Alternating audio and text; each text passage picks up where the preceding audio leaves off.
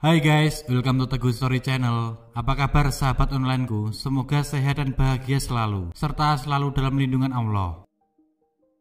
Di video ini, aku akan menceritakan kisah yang terjadi di Sukoharjo, Jawa Tengah, di mana satu keluarga dihabisi oleh seseorang yang merupakan teman masa kecil sekaligus rekan kerja bos rental mobil. Insiden ini terjadi karena seorang pria tersebut terlilit banyak hutang dan ingin menguasai harta dari bos rental tersebut, sehingga dia tega berbuat keji kepada keluarga bos rental tersebut.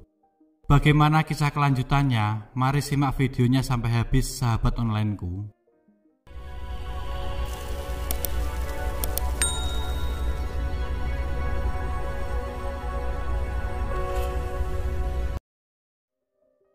Pada hari Jumat 21 Agustus 2020, warga Dukuh Selemban RT 1 RW 5 Desa Duet Kecamatan Baki Kabupaten Sukoharjo digegerkan dengan penemuan 4 mayat sekaligus di dalam rumah.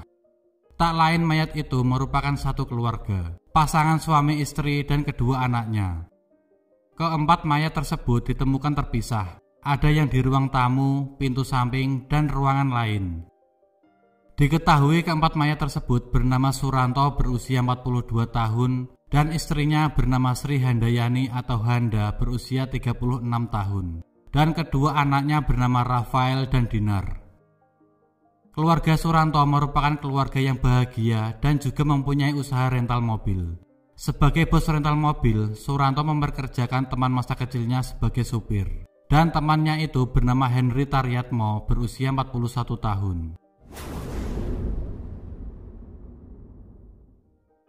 Suranto dan Henry merupakan tetangga dan juga teman masa kecil. Saat mereka kecil, keduanya selalu bermain bersama. Bahkan saat dewasa pun keduanya juga masih kerap bersama, bahkan seperti keluarga sendiri.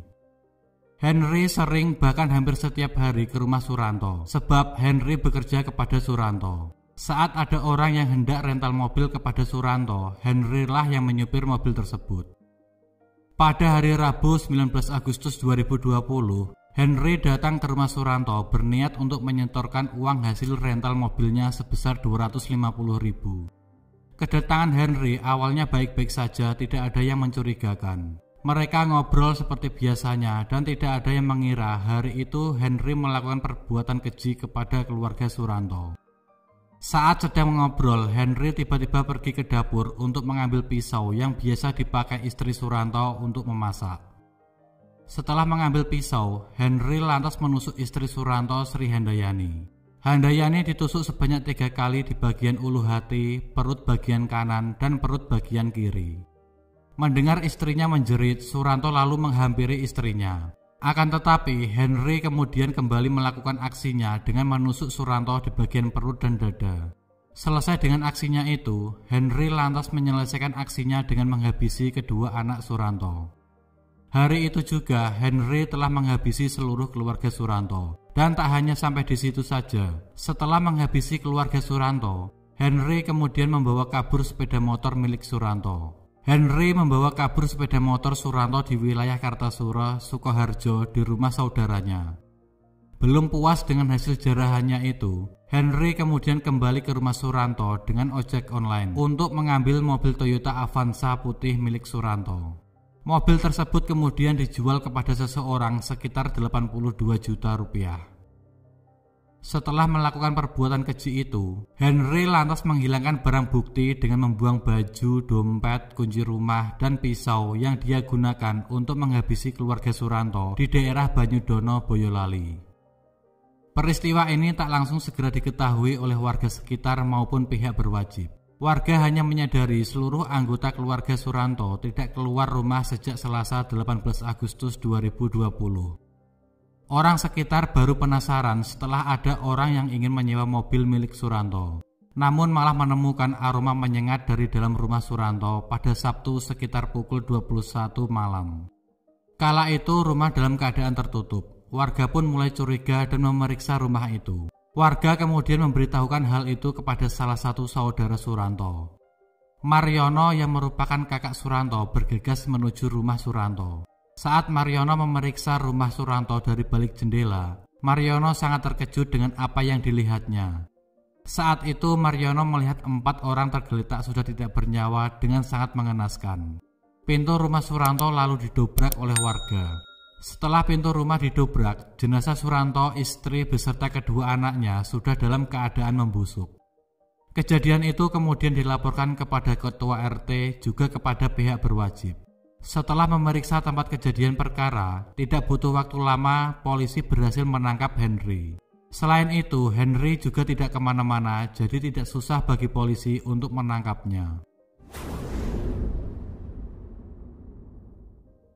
Hanya 3 jam setelah penemuan jasad keluarga Suranto, polisi berhasil menangkap Henry di rumahnya yang masih satu kecamatan dengan Suranto, yakni di Kecamatan Baki. Henry ditangkap pada Sabtu 22 Agustus 2020 sekitar pukul 4 pagi.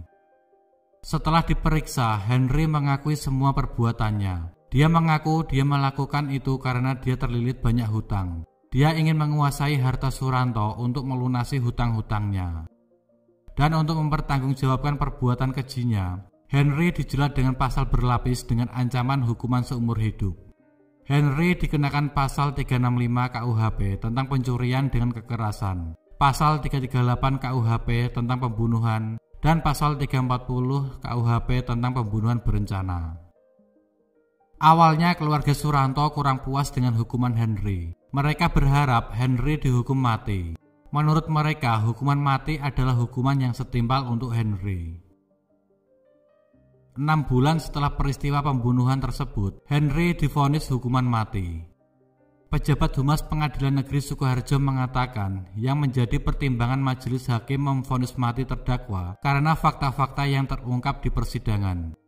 Sementara itu, kuasa hukum korban satu keluarga menyambut baik vonis hukuman mati yang dijatuhkan oleh majelis hakim kepada terdakwa Henry. Dia mengatakan, kami tim kuasa hukum dalam mengawal kasus pembunuhan satu keluarga di Baki merasa puas dan melihat adanya keadilan dalam kasus ini. Setelah penemuan yang menggemparkan tersebut, jenazah Suranto, istri beserta kedua anaknya segera dibawa ke rumah sakit RSUD Dr. Muwardi Solo untuk menjalani otopsi. Setelah dilakukan otopsi, keempat jenazah tersebut langsung dibawa ke tempat pemakaman umum, tidak dibawa ke rumah duka. Jenazah keluarga Suranto dimakamkan di dalam satu liang lahat dengan 4 nisan di Astonoloyo, Curidan, Kelurahan Bulakrejo, Sukoharjo, Jawa Tengah. Lokasi pemakaman merupakan kampung halaman istri Suranto, Sri Handayani. Siapa yang berhutang, siapa yang menjadi korban? Persahabatan berujung pembunuhan. Jangankan sahabat, siapa saja soal ekonomi bisa merubah orang menjadi buas. Walaupun hubungan dekat, tetaplah jaga kewaspadaan karena kejahatan bisa terjadi pada siapa saja. Dan jika mempunyai hutang, janganlah libatkan orang lain yang tidak tahu permasalahannya. Juga jangan iri kepada rezeki orang lain, sebab rezeki itu sendiri sudah ada yang mengatur. Sekian dari kisah ini. Bagaimana menurut teman-teman tentang kasus ini bisa komen di bawah. Dan semoga kita bisa mengambil hikmah dari kasus yang aku bawakan hari ini. Bagi yang belum subscribe bisa tekan tombol subscribe, like, komen, dan share. Serta nyalakan lonceng notifikasinya agar teman-teman tidak ketinggalan video dari aku selanjutnya. Tetap jaga kesehatan, berhati-hati dalam setiap aktivitas. Dan juga yang mau request tentang kasus-kasus yang ingin aku bawakan, bisa DM di Instagram Teguh Story Channel atau bisa juga komen di bawah. Sampai jumpa lagi di video selanjutnya. Terima kasih.